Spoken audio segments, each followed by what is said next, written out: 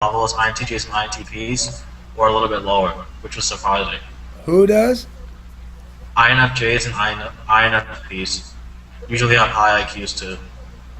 Well, I've read that introverts, as a general rule, have higher IQs than extroverts. Of course, introverts are naturally more going to be more aligned to an activity where you take a test by yourself in isolation. It's not a social Yeah, activity. But at the end of the day, it doesn't. The problem with IQ tests is they test. They're they're either they're either making too broad of claims or they're not making narrow enough claims. So I think an intelligence test should say intelligence test specifically for non-lateral verbal reasoning. Well, then probably ENTP would win. If it was like straight up conditionality processing, probably INTP would win. If it were, I think you guys INTJs I think of as the crossroads between coming from the math side towards philosophy, and I think of ENTPs as coming from the philosophy side towards math. But yeah, and I'm also hold on, I got a phone call. Go ahead though. What's up? Matt? No, I can't see them. I've got a recorder coming over with us and so on and stuff like that. Yeah. Alright, cool. See you, bye.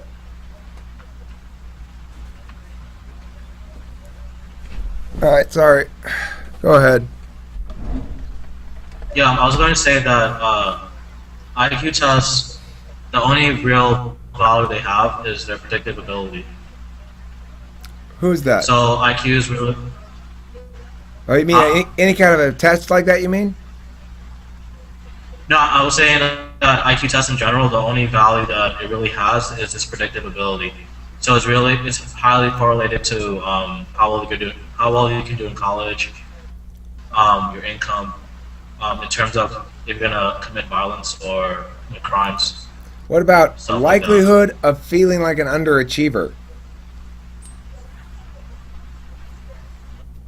No, but IQ can predict, like for example, how restless you are, or um, stuff with like depression as well, and feeling alienated.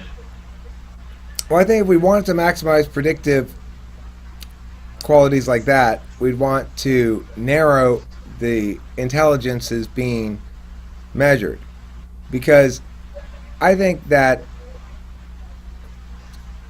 it's not quite cut and dry. It's like everyone does not ENTPs aren't just intelligent in non-lateral verbal reasoning. They're intelligent in the straight up TI conditionality stuff as well, but at a different ratio than the INTP, which is reversed. And vice versa with the INTJ and ENTJ as well. You guys I think of as INTJ I think of as more the theoretical physicist types, and ENTJs more as the corporate CEO types, which is to say engineering versus theory. And on the Yeah, ENTP INTP side, it's more like uh,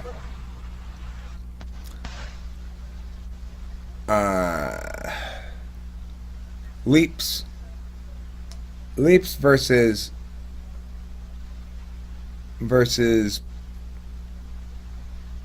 slow versus more slow but more reliable.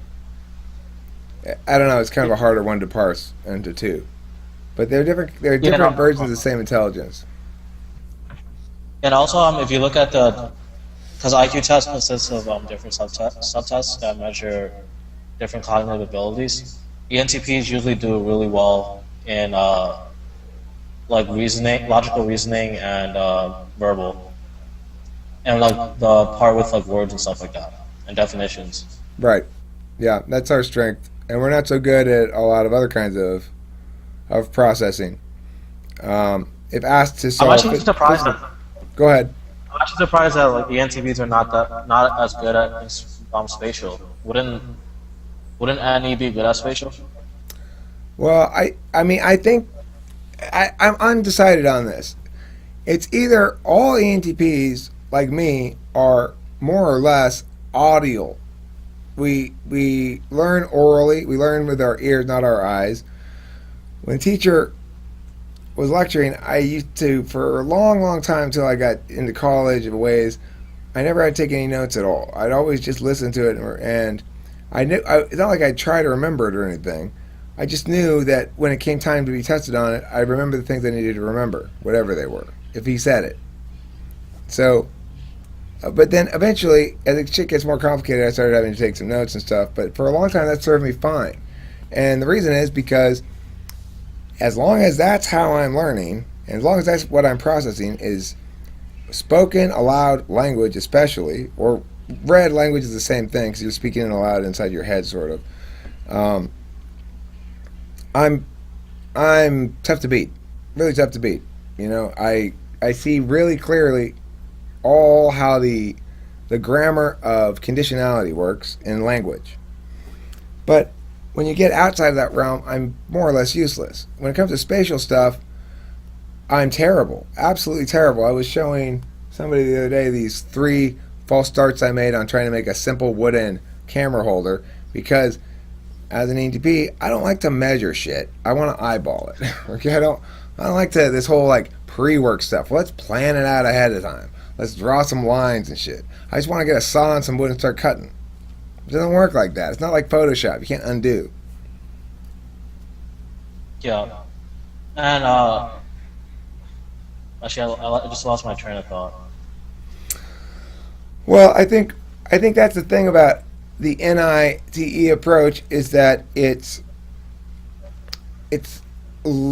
more contemplative, which is to say, it happens in more clearly defined events, rather than with any TI, the process itself is the thing you're seeing.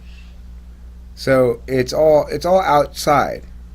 Like all that process that NE is doing in generating ideas, which is basically talking through them and coming up with them as they're being said. I didn't necessarily have these ideas going into this conversation.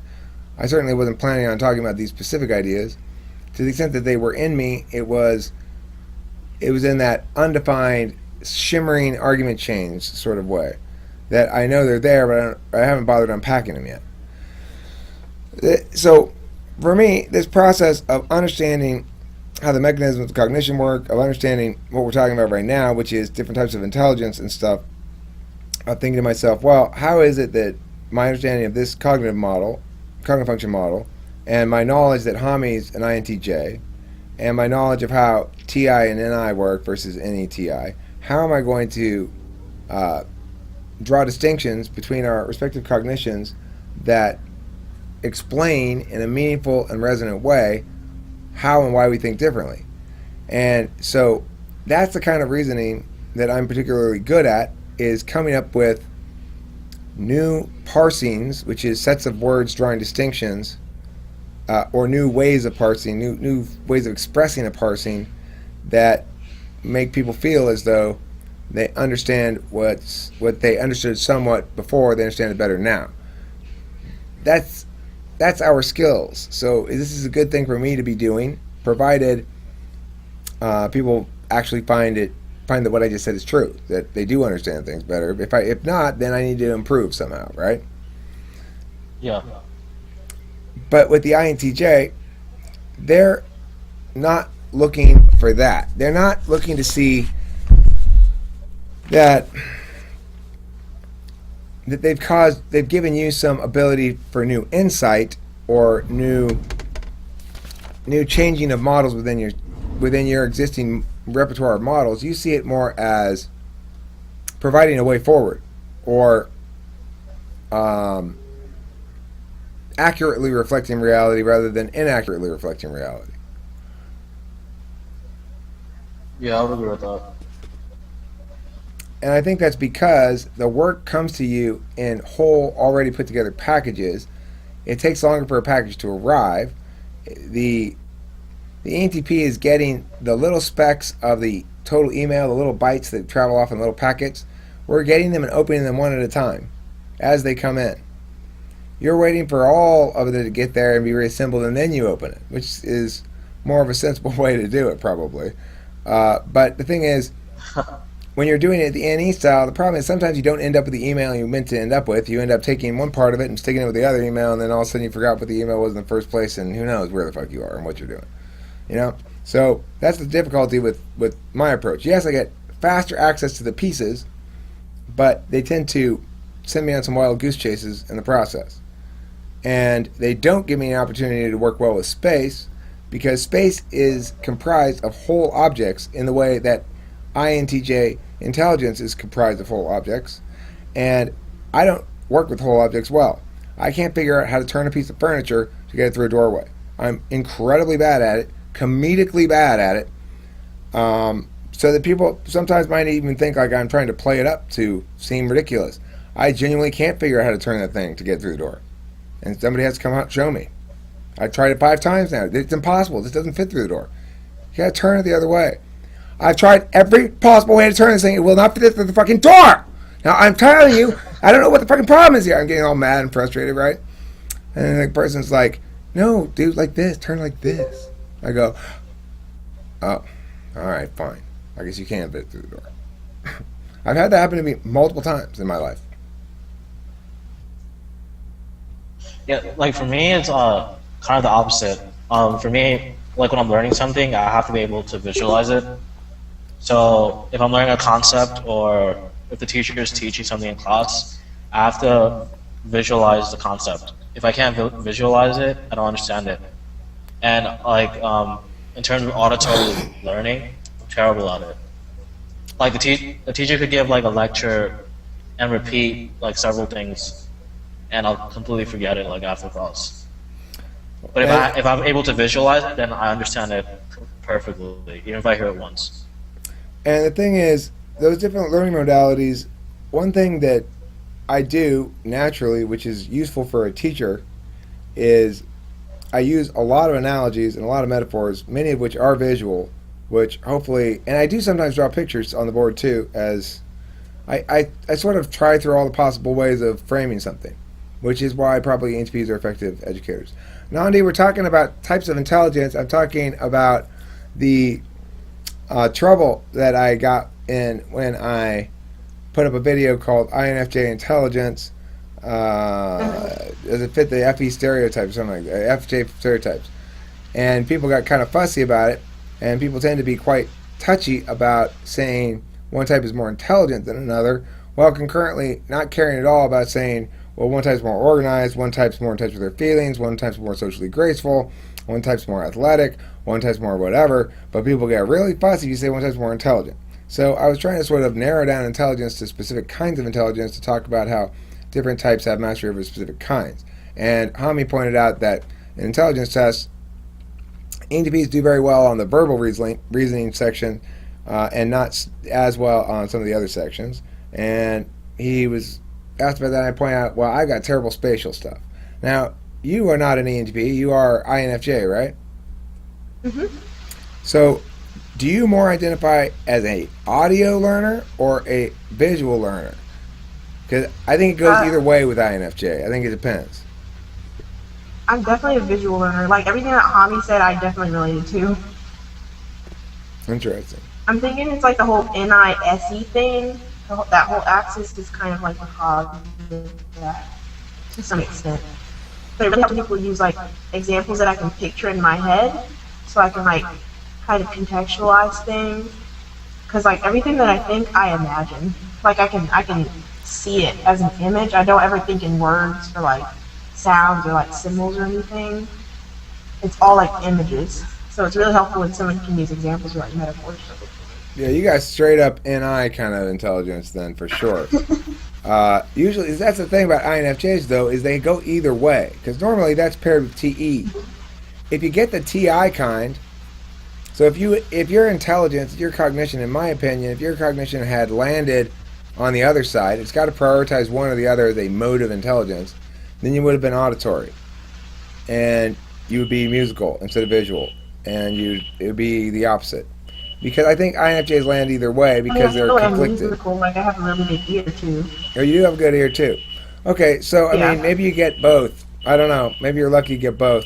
I have found that INFJs tend to be more successful in music than other art forms. Although they may work in multiple media, they tend to be more successful in music because I don't know what. But that doesn't necessarily mean you learn intellectual stuff that way. Perhaps you're split. Maybe you learn academic stuff visually, and you reserve audio for music. I don't know. Hami, you were gonna say? That's actually interesting because in the study I was talking about, INFJs on IQ tests they're usually very balanced on visual and spatial. So their spatial IQ and their their spatial visual IQ and their verbal IQ are usually the same. Interesting. When they take it. While INTJs, their spatial visual is usually very high, and their verbal is probably average, usually. So around like 113, above average. And then ENTP's verbal reasoning would be high, visual very low. Not low, but above I average. think I have pretty good spatial awareness. Who? ENTPs or INFJs? Well, I do. INFJs.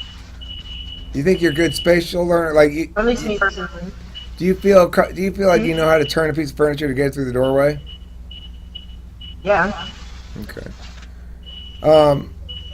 Yeah, I mean, A lot of that has to do also INFJs are with, balanced for sure. Remember, their role function is TI, so they're going to be thinky, and they're going to be people-y with their FE, and then they got the. I mean, that's why it's such a weird combination of functions. It makes them very, very unusual amongst all the types. Hami, we're going to say something? Yeah, it's actually interesting too because in terms of spatial intelligence, I think a lot of that has to do with NI because NI is pattern seeking.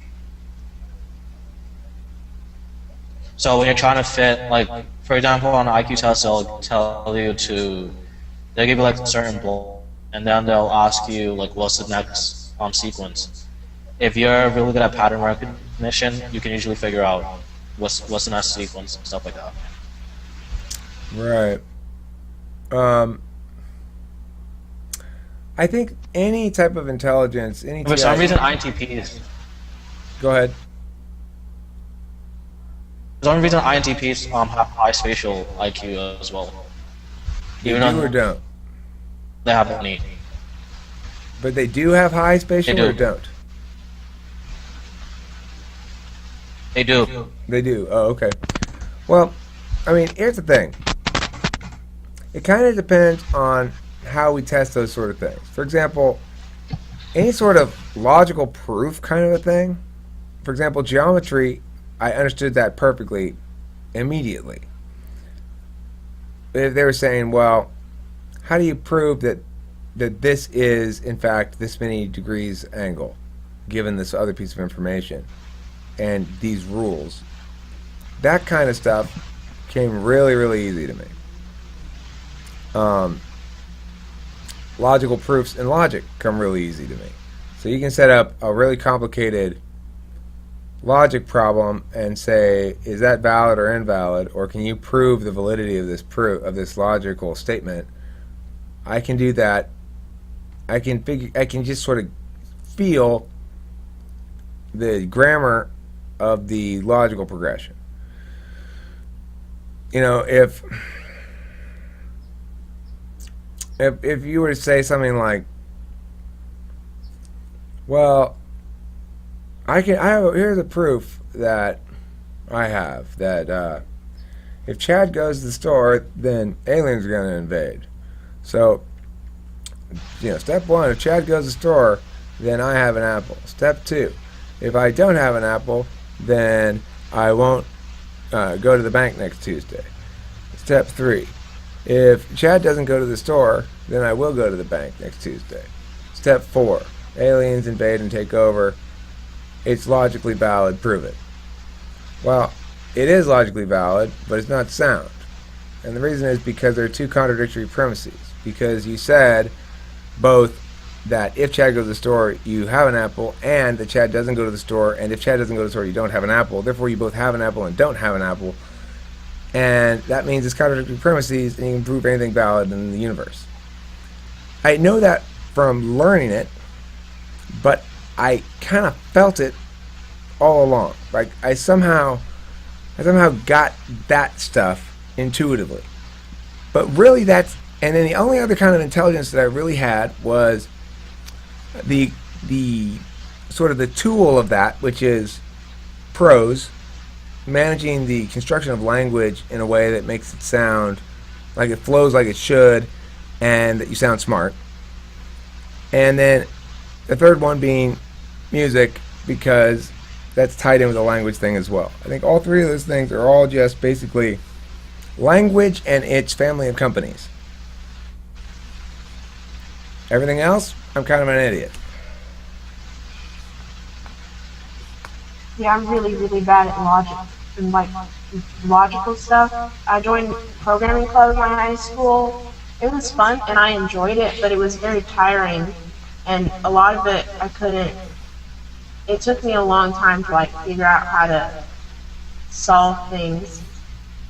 To like write, I guess to like write the programs and make sure that they work properly, because I get really frustrated really quickly. So I'm pretty impatient that it wouldn't work out, and I'd be like, oh yeah, I forgot the semicolon at the end of this stupid line.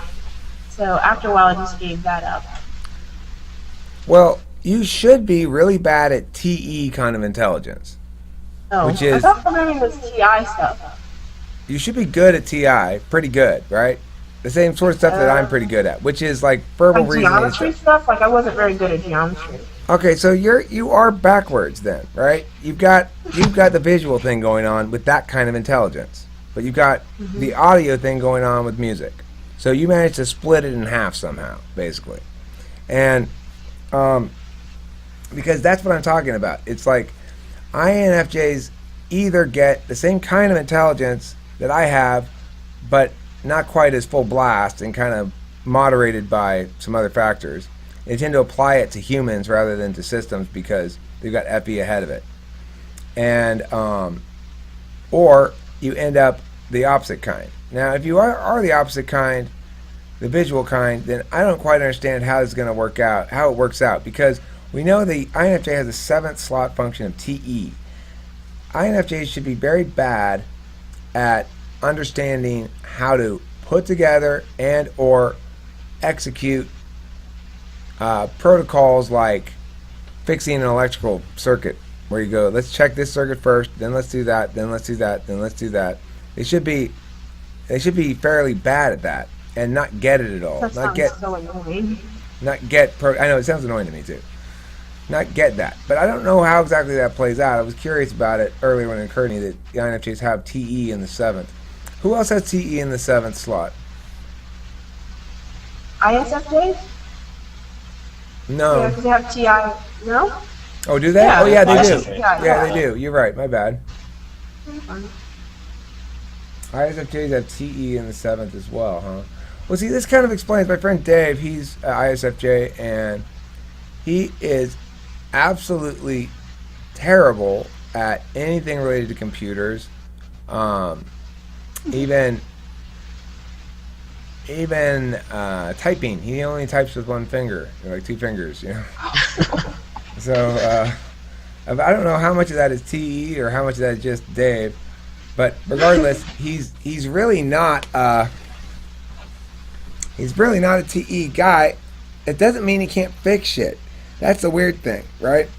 Like he's actually working on a motor, which is normally totally TE. But I don't see him as approaching it in a TE fashion. He's doing it as a kind of a art life project-y thing, not as I want to get a motor working. And he's planning to take like a year working on it and stuff. It's more like it's more about incorporating into his SI, into his self, into his life, an object that he's decided to render out from the SE world and bring it into his SI life. More like that. Any other thoughts on this? Go ahead. I mean, like, kind of how I felt with programming.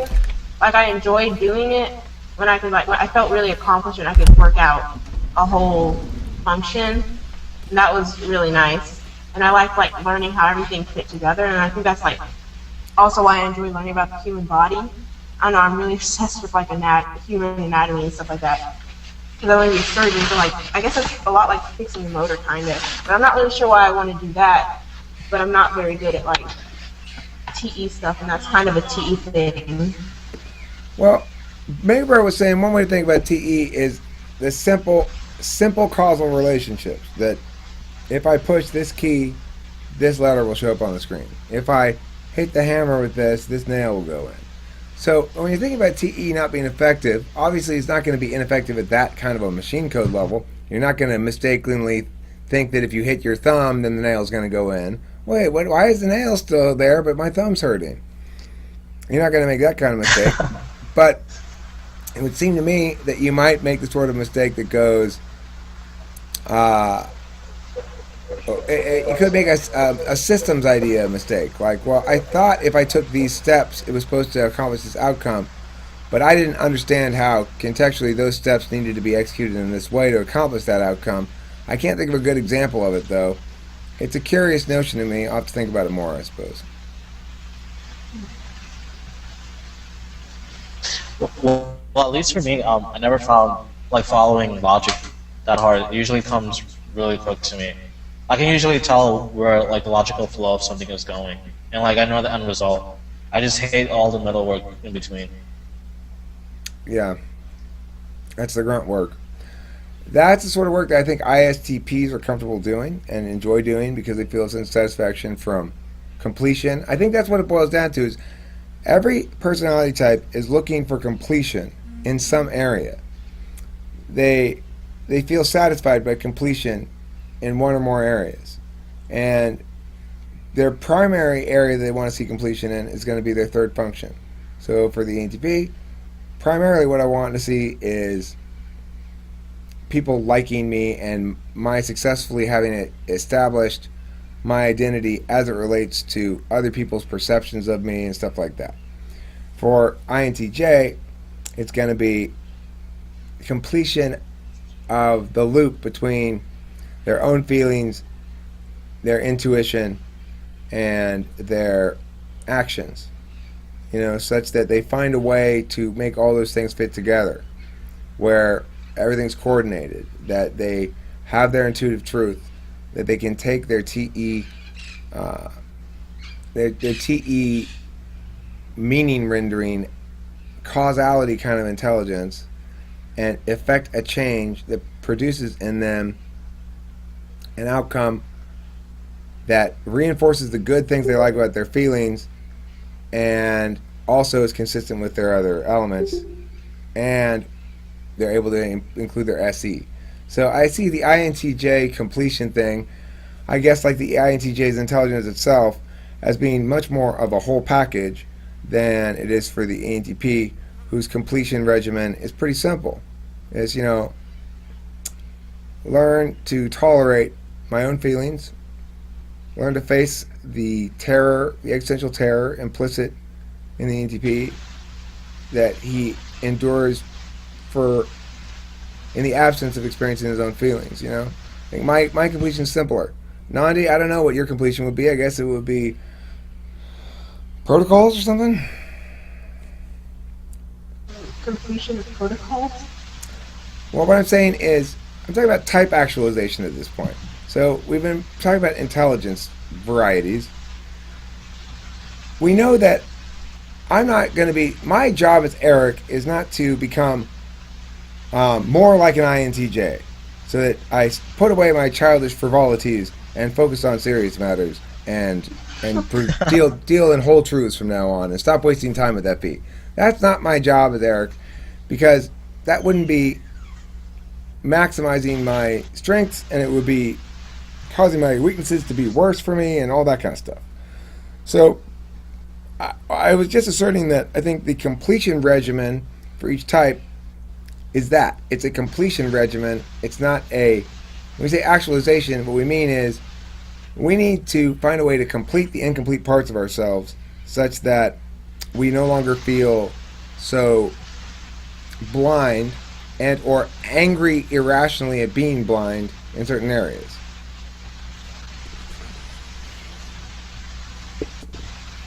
The difference though is that like NTJs are not, like I would think of NTPs as the inventors because they come up with new ideas and new concepts and new ways of doing things. NTJs are usually just better at following and perfecting, I guess, that procedure concept. So they never really invent anything new. Well, I don't agree with that. I hear from Mega Bro lots of interesting ideas that I haven't heard before that apparently he's come up with himself. I think what happens is ENTPs, ENTPs are not really inventors because I don't think we like space objects at all. I think we're more like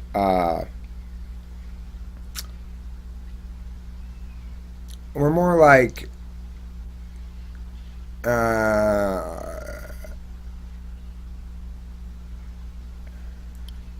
like cavalry or something. We're tactical in nature. Our intelligence is tactical. We do have a very long-range vision in terms of we're thinking about human civilization and shit like that, but we don't make decisions that stretch on very long. We'd like to make them in the moment and be tactically free. We don't want to be locked down by strategy. We want to be free to do whatever tactical decision making we want. And so that makes the nature of our intelligence scattered. We throw out plenty of good ideas and some crappy ideas too, and we are useful in certain circumstances. The intelligence is very useful in certain circumstances, and it's potentially entertaining to watch, hopefully, and there's other things like that. But what we aren't is necessarily wise about coming up with a practical strategy that maximizes benefits for ourselves and those who are teaming up with us. We can be in some circumstances, maybe not in some other circumstances. It's kind of hit and miss.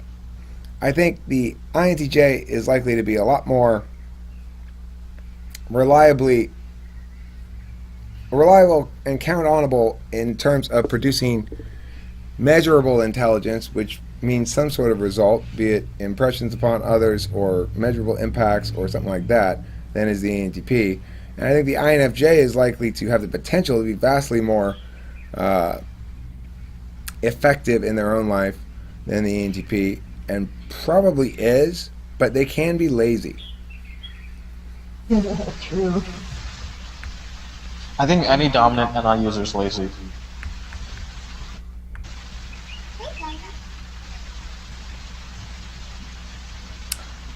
Any I've other got so much thoughts? stuff to think about. Any other thoughts about intelligence and about manners of thinking, about auditory, visual, stuff like that before we wrap this one up? Okay, well, I think it's a really good episode. It's about half an hour long, which seems like a good length to give that topic. If you're pissed about me saying something like, "Oh, our ENTPs are smarter," that's just what I felt like in that moment anyway. I just felt like saying it. It doesn't mean anything. All right, so just give me some slack, all right?